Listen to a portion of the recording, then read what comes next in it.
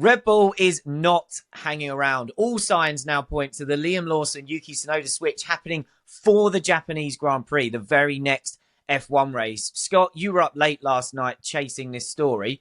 What's going on? Yeah, things have moved quite quickly since the Chinese Grand Prix weekend, where quite shockingly it emerged that Red Bull was considering Lawson's future in the middle of what was only his second Grand Prix weekend. He's now done two whole F1 starts for Red Bull, and it does, all signs point to, as you say, the change being made immediately. So from the next race, Tsunoda in, Lawson back to racing bulls. It's brutal even by Red Bulls and F1 standards, but this is the clear direction of travel. And I think hopefully not as we sit here and record this video, but I imagine that news will come relatively quickly this week that this has happened. I don't think we'll be hanging around until the days leading up to Suzuka to find out that it's absolutely done and dusted.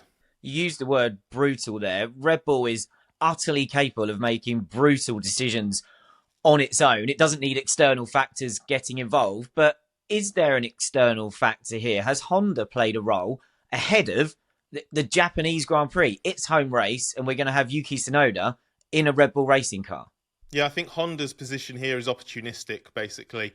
Red Bull not only is capable of making these decisions, I think only Red Bull could find itself in a position like this, where 2 races in, 4 months or so on from declaring that Lawson was the driver with the highest potential of the options, and that he had a mental robustness, and that they'd learn their lessons from the past, they'd give him time, patience, care, etc. And totally dismissing Tsunoda as well, let's not forget. Yeah, exactly.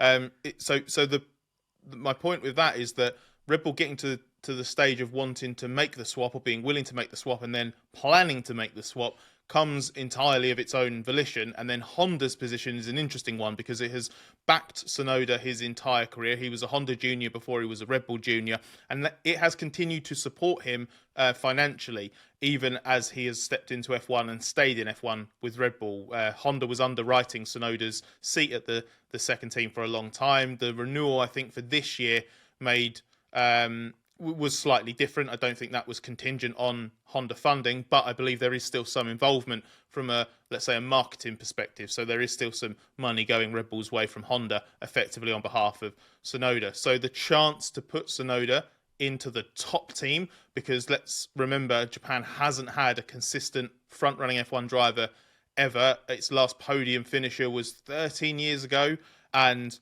you would say that the closest Japan's come to having a driver in a quote-unquote top team was Takuma Sato in the BAR days, but obviously that was pretty fleeting from a competitiveness point of view.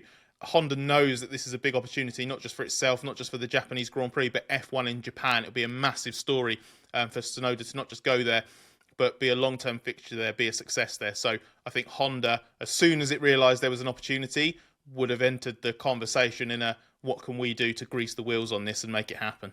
Yeah, the positive of all this is the Tsunoda side of the story. I felt so sorry for him that it wasn't even just that he got overlooked last year when all the Sergio Perez stuff was playing out. It felt like he wasn't ever really under consideration when he was developing really nicely in Red Bull's second team. So he was a credible option who Red Bull just weren't seemingly paying enough attention to. So I really hope it works out for him. But what does this say about Red Bull? I feel like we're at the point now where they're just trying to outdo themselves with more and more ridiculous driver decisions. I assume somebody, hopefully not Yuki, but a driver somewhere down the line will come in for free practice on his first weekend and get sacked. But even by their standards, is giving Lawson just 2 races before booting him out, is that too much? Is that too extreme? Yes, like the very nature of that sentence is absurd.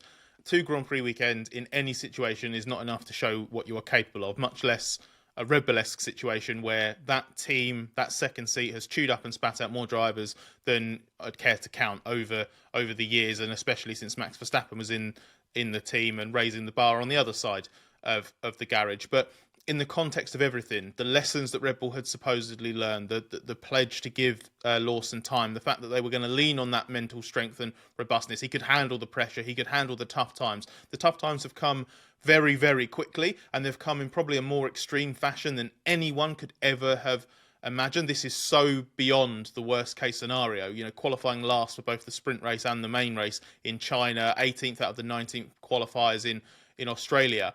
And it's like Red Bull has only suddenly awoken to the fact that Lawson might have limitations as a driver, or that the situation could be worse than it ever imagined.